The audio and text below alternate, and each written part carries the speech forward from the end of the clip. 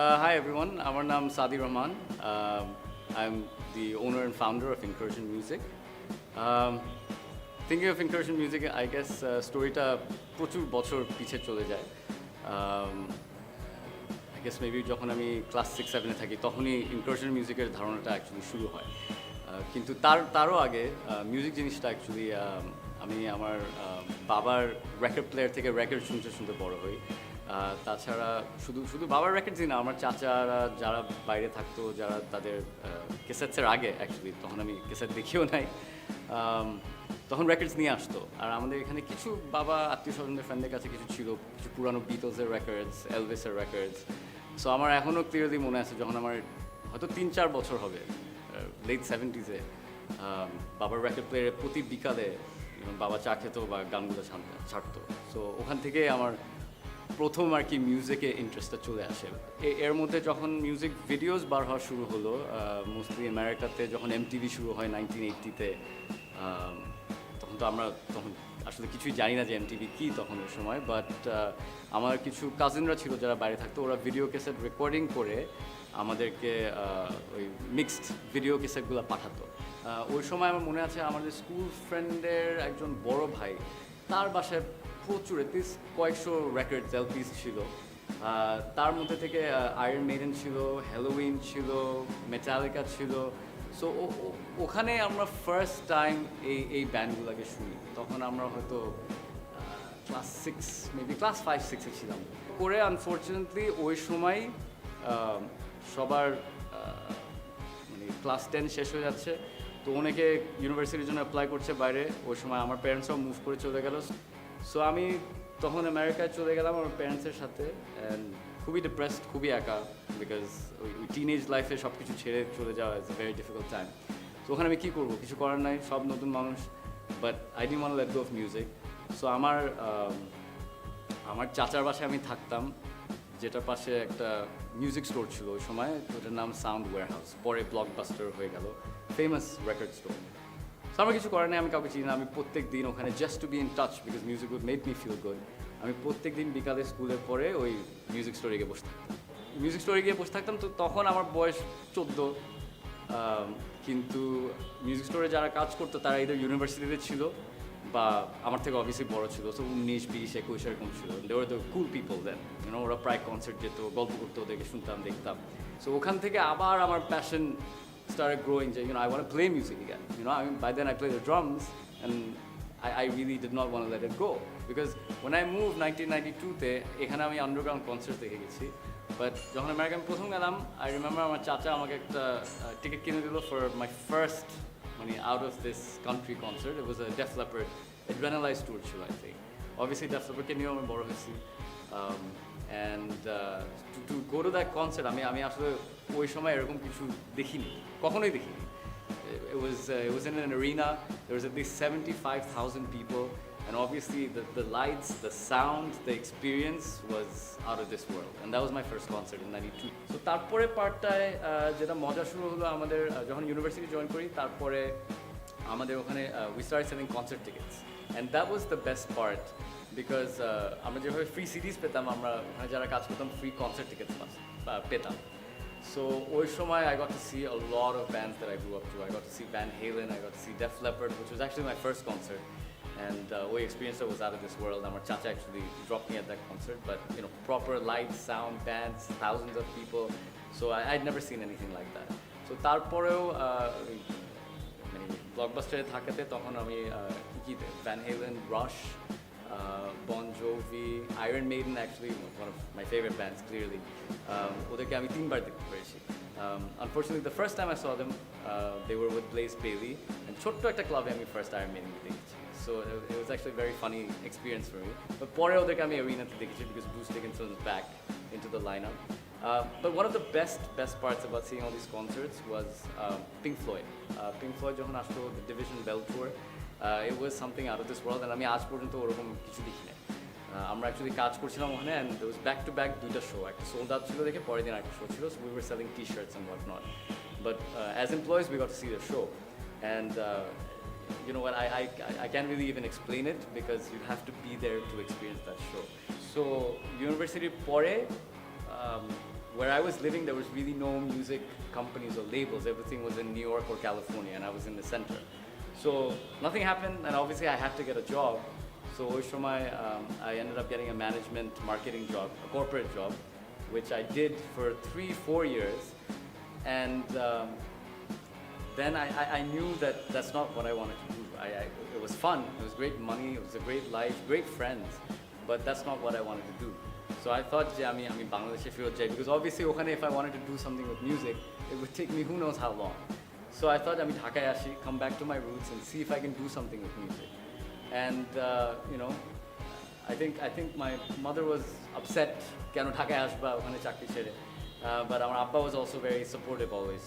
যেটা তোমার passion, যেটা তোমার drive, যেটা করতে চাও, you should always do it. So I moved back, and এসে I was actually বেকার for 6 months. I had no idea কি করব, and I had moved back আমার আম্মার বাসায়. So তখন আমার আব্বাকে আমি একটা ট্রান্সপোর্ট কোম্পানি ছিল আব্বার, যেটাকে আমি হেল্প করি to rebuild and rebrand, but it wasn't music, it wasn't what I wanted to do. So ওই সময় আমরা শুরু করি একটা প্র্যাকটিস প্যাড, আমার ফ্রেন্ড মুস্তাফিজ কাজী, যে আমার ছোটোকালের ফ্রেন্ড, ও এবং আরেকটা ফ্রেন্ড যে আমার সাথে ব্যান্ডে বাজতো জুলেন, আমরা তিনজন মিলে ইনকারশন শুরু করি। সো তারপরে দেখি যে একটা ডিম্যান্ড আছে এখানে, ব্যান্ডসরা আসতেছে না, আমরা আরেকটা প্যাড চাই, তারপর ব্ল্যাক আসলো একবার আমাদের কাছে যে আমাদের একটা প্র্যাকটিস প্যাড দরকার। তো তখন আমরা চিন্তা করলাম যে আমরা আরও 2-3টা প্যাড বানাই। So that was the formation of incursion. So 2006 আমরা ওই ইভেন্টটা দিয়ে শুরু করলাম। তো তখন প্র্যাকটিস প্যাডস ছিল, আমার এটাও মনে আছে আমাদের সাথে যে ম্যানেজার বাচ্চু, আমার সাথে এখন 10 বছর হয়ে গেছে, আমরা কিছু করে কনসার্টস, তো তখন ইনকারশনকে আসলে কেউ চিনতো না, ফটোকপি করে আমরা দিতাম সবাইকে, ও আচ্ছা ভাই ইনকারশনে আসেন, আমার এখনও ওটা মনে আছে। So that's where it started, and then practice pads aste started making, you know, making waves, I guess, in the music industry. And so, and of course our অনেক practice pad ছিল, but আমাদেরটা একটু different ছিল, একটা আড্ডা session ছিল, একটা জায়গা ছিল যেখানে বসে মানুষ হ্যাং আউট করতে পারছে, মিউজিক নিয়ে কথা বলতে পারছে। তো তারপরে আমি আমার পার্টনার মিলে তখন রাইজিং স্টার্স বলে একটা প্রোগ্রাম শুরু করলাম, যেখানে আমরা ব্র্যান্ড নিউ ব্যান্ডসদেরকে একটা প্ল্যাটফর্ম দিতাম, যে ইউনো কেউ চিনে না আমাদেরকে, কিন্তু আমরা গিয়ে দেখি একটা প্ল্যাটফর্ম দেই, অ্যাটলিস্ট কিছু অডিয়েন্স এসে দেখুক ব্যান্ডগুলোকে, কারো না কারো তো ভালো লাগবে, দেখতে পারবে। But it was tough. It was a tough journey because, you know, আমাদের কোনো স্পন্সর ছিল না, কেউই ছিল না। সো ওই সময় to go somewhere on an incursion letterhead in 2006 or 2007 and say, oh ভাই আচ্ছা আমরা এটা করতেছি, এটা আমাদের আইডিয়া, আমরা এইভাবে ইভেন্টটা করতে চাই, you know, the first thing was like, who are you? আমি চিনি না, জানি না, who is incursion, আমি কেন এখানে স্পন্সর করবো? So we used to have auditions before our shows, যে কোন ব্যান্ডের কী দরকার, কোন ব্যান্ডের একটু হেল্প দরকার বা স্ট্রাকচার দরকার। সো এটা করে যেহেতু আমরা ব্যান্ডগুলোকে গ্রুম করছিলাম অ্যান্ড ইভেন্টস দিচ্ছিলাম, what was the next step? It was having a record label. 71-এর 9 মাস নিয়ে একটা অ্যালবাম ছিল, শখের যুদ্ধগাথা বলা নামটা অ্যালবামের। সো ওইটা আমাদের ফার্স্ট অ্যালবাম, যেটা 2010-এ বার হয়। সো ওখান থেকে আমরা লেবেলটা ফার্স্ট লঞ্চ করলাম, RCC. So that was a very proud moment for us also, যে আমরা আমাদের প্রথম ইনকারশন সিডি হাতে দেখতে পেলাম। সো তারপর we started signing other bands. Then we signed lots of bands, Mirror Blaze. Of course, we have a lot of rock bands. Incursion was a very rock metal company. So, and obviously there was a lot of other music. Electronic music was becoming very popular worldwide. Of course, there were pop artists, there were folk artists. So, as a label and as a company, তখন I started thinking যে আমরা খালি rock আর metal focus করলে, of course that's my personal interest, হবে না. As a company we need to expand. So ওই সময় আমরা কিছু সাব লেবেল করলাম। So Incursion became like an umbrella of all kinds of genres. So সব মিউজিশিয়ানরা আমাদের কাছে আসতে পারতো, সব কিছুই আমরা রিলিজ করতে পারতাম। So আমরা ফিজিক্যাল সিডি রিলিজ করা শুরু করলাম। We have bands like Funeral Anthem, Mirror Blaze, Metal Maze, recent times Osruto, Plasmic Knock, tons of other bands. You know, এই আমরাটা করার কারণও was that we also had our own studio. And I'll really have to thank Fuad, who's actually a friend, but I'm also a fan of Fuad's. He really helped me set up আমাদের Incursion Studio. So ওখান থেকেই আসলে এই আমব্রেলাটা চলে আসে। And এই আমব্রেলার আন্ডারে আমরা যখন জনরাগুলো করে ফেললাম, তার থেকে আমরা আবার মিউজিক ভিডিওতে তখন ঢুকে যাই। ক্রিপ্টিক ফেটে যখন ফুয়াদটা ফার্স্ট শ্যুট করলো ভোরের অপেক্ষা, তখন থেকেই আমরা টানা কিছু ব্যান্ডের জন্য মিউজিক ভিডিও শুরু করলাম অ্যান্ড মিউজিক ভিডিওগুলো আমাদের নিজের জায়গাতেই শুরু করতে, যেহেতু ইনকারশন বাংলা মোটরে established and almost so many years there, আমাদের নিচেই ঠিক বেসমেন্টেই ভিডিওগুলো করা হতো। ভিডিওগুলো করা হতো অ্যান্ড ভিডিওগুলোর ব্যাকগ্রাউন্ডেই ছিল কিছু পুরানো গাড়ি। সো এখানে আবার আরেকটা স্টোরি চলে আসে, because Bangla motor is associated with incursion, but Bangla Motor is also associated with vintage cars. এই গাড়ির ইন্টারেস্টটা আসলে আমার দাদা থেকেই আসছে originally, because he used to have a car trading place called Pak Motors, Pakistan Motors, back in the day. So যুদ্ধের পর obviously it became Bangla Motor, and ওই নামটা থেকে ওই এলাকার নামই হয়ে গেছে বাংলা মোটর। অ্যান্ড আমার দাদা থেকে বেসিক্যালি আমার বাবার একটা, আমার যেরকম মিউজিক নিয়ে শখ, তার ছিল অটোমোবাইলস নিয়ে শখ। So when he was in university, he started collecting cars. So ওই সময় আমার আব্বা তার পকেট মানি দিয়ে অনেক এরকম পুরানো গাড়ি 1920s থেকে শুরু করে 1960s 70s পর্যন্ত একটা কালেক্ট করা শুরু করলো। So ওখানে আমার love and passion for cars and knowledge about cars actually all came from my father. I guess ওখান থেকে আমার passion for pop culture came in. I mean, music was there, but ওখানে I actually started reading comic books from my father, because he used to have a lot of comic books, many Purana Superman from the 40s, 50s, classics, from most of the books that were adapted into classics. Ogula abar comic gula chilo, my first Sergeant Rock comic, Batman comic, egulo shob amar baba theke pawa. So okhan theke I started getting my interest in action figures, because I was fascinated with Batman or with Superman or with Sergeant Rock. The Phantom, আমার একটা favourite character ছিল, new মার্কেটে তখন কমিকগুলো পাওয়া যেত। Whenever বাবা বা কেউ বাইরে থেকে আসতো বা যেত, তখন Star Wars এর অ্যাকশন ফিগার্স নিয়ে আসতো। And that's how my collection started from there. But I guess when I was in America, the music and pop culture and toys come together for me personally, because আমার একটা friend আমাকে মনে আছে আমার first music convention নিয়ে গেল in Dallas, and it was amazing. তখন আমার আরেকটা ফ্রেন্ড আমাকে বললো, you really like music convention, why don't you go to a comic book convention? I actually had no idea what a comic book convention was, or মানে কি হতে পারে। So তখন finally আমি একটা comic book convention এ গেলাম in Dallas, and sure enough it was definitely one of the best days. So after the music convention, I guess আমার একটা ফ্রেন্ড বললো comic book convention নিয়ে যাবে। So I had no idea একটা comic book convention কি। So নিয়ে গেল first time, and it was definitely one of the best days of my life, because I যা দেখে বড় হয়েছি, যা টিভি শো তখন দেখতাম আমরা বাংলাদেশে, বা পরে আমেরিকা থেকেও যা দেখছি, ছোটোকালে কার্টুন স্ট্রিপ যা, মানে ইট ওয়াজ একটা ওয়্যারহাউসের ভিতরে হিউজ হাজার মানুষ, সব ওদের জিনিস নিয়ে আসছে, পুরানো ওদের জিনিস যেগুলো ওরা বিক্রি করছে, বা অন্য ভেন্ডার্সরা আছে যে ওরা ওদের কালেক্টেবল জিনিস নিয়ে আসতেছে, মানে অ্যান্ড কিছু আগের দিনের টিভি শোজ, মানে ওইসব অ্যাক্টার্স ছিল। I got to meet Darth Vader from Star Wars. I have his autograph. I got to meet my favorite character, Boba Fett, right here. I got to meet his character. I have an autograph from him. So these were very special moments for me, because আমি এই জিনিসটা আমি জীবনে imagine বা পিকচারও করতে পারি না যে I would meet these people. And what a comic book convention was, I had no idea. So and ওখান থেকে then I just started collecting, and didn't really know যে আসলে মানে কালেকশন করে আমার ইভেন্চুয়ালি কি হবে। Around 2009 or 10, ফেসবুকে যখন সবাই খুব অ্যাক্টিভ, তো তখন আমি চিন্তা করলাম যে I have all these collectibles, there has to be someone or the other that have similar interest. So তখন আমি একটা পেজ করলাম Saadi's Collectibles নামে, যেখানে আমি আমার প্রত্যেকটা টয় or comic book যা আছে ছবি তুলে জাস্ট আপলোড করলাম, these are my collectibles. কেউ না কেউ will have similar interest, কেউ না কেউ এটা পছন্দ করবে। তখন আমার কয়েকজন মানুষের সাথে পরিচয় হলো, I made some great friends there, but আমরা সবাই মিলে তখন চিন্তা করলাম যে কী করা যায়, we're talking about this, আচ্ছা আমার এই কালেকশন আছে, আমার এই comic book আছে, what can we do?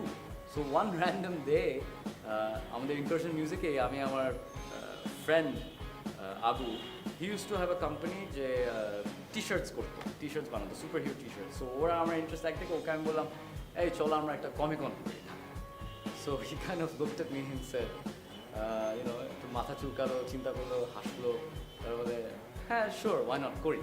So in 2012, we had an incursion branch at the bench in Gulshan.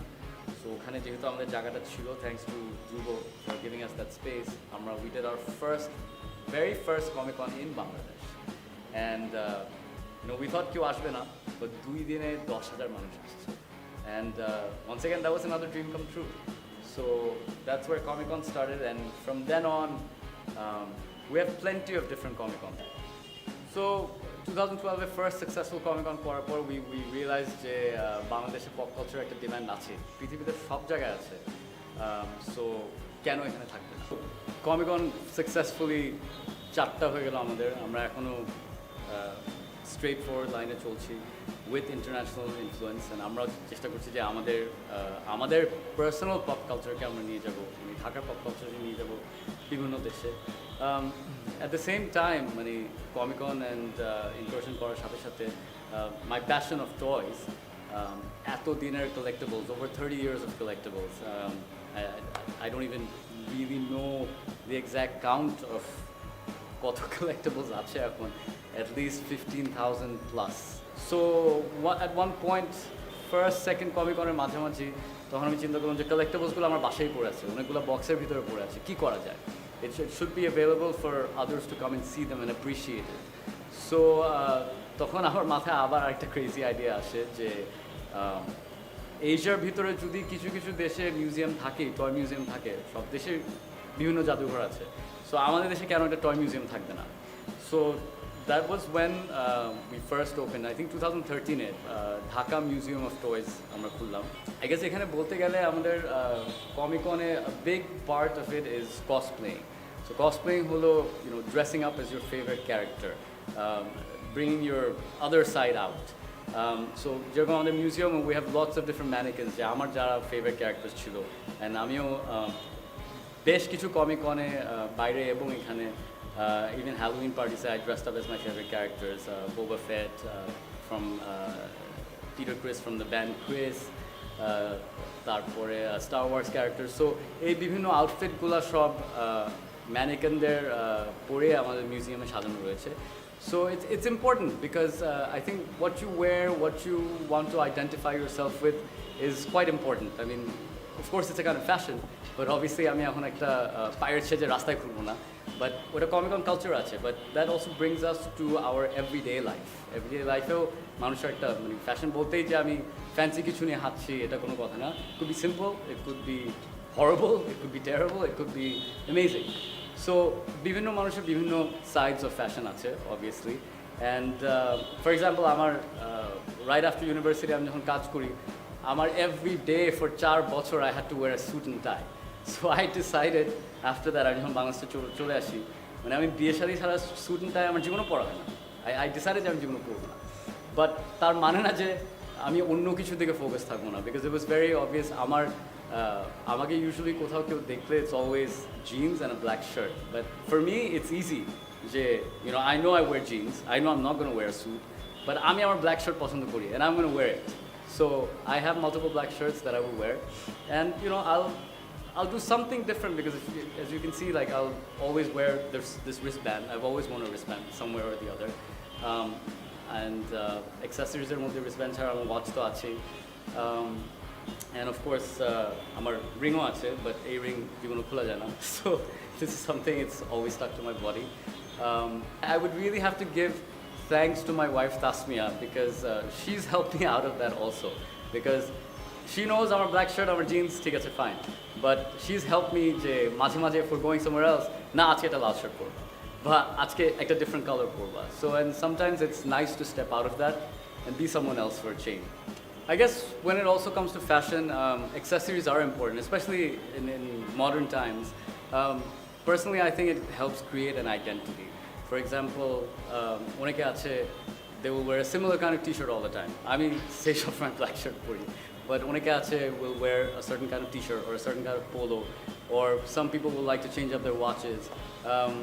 So it's very important because whoever you are, whatever your interests are, kind of comes out in how you present yourself. So I guess as a music producer or a music facilitator, even an organizer of events, যেটা বলা যায় যে to anyone coming into this field or business or any field actually, what my personal experience যেটা বুঝে গেছে যে nothing actually happens overnight. রাতারাতি কিছু হয় না, রাতারাতি কিছু হয়, ওইটাও রাতারাতি চলে যেতে পারে. Incursion, for example, was a dream from a long time when I was a kid, and it took, you know, 20 plus years to make that dream come true. And ekhono, while it's come true, dreams should never end. So whoever wants to get into whatever it is, it's very important that you follow your passion. And I consider myself very lucky, thanks to everyone around me, my friends, my family, that I got to do amar পছন্দের কাজগুলা. But it wasn't easy. And if it is easy, then it's not, you don't feel the hardship. Or hardship যদি কিছু feel না করা হয়, তাহলে when you get the reward, or যখন জিনিসটা আসলে whatever it is you're planning, যখন কাজটা হয়ে যায়, তখন আসলে রিওয়ার্ডের এফেক্টটাও বোঝা যায়. So whoever gets into whatever it may be, it could be music, it could be, you know, whatever kind of business, whatever kind of hobby you get into, you have to give an effort and you have to keep dreaming bigger. Whatever your dream is, your dream should never end. Your one dream will always lead to another, and you know, and people should always keep dreaming. And that's my advice to all the future generations out there.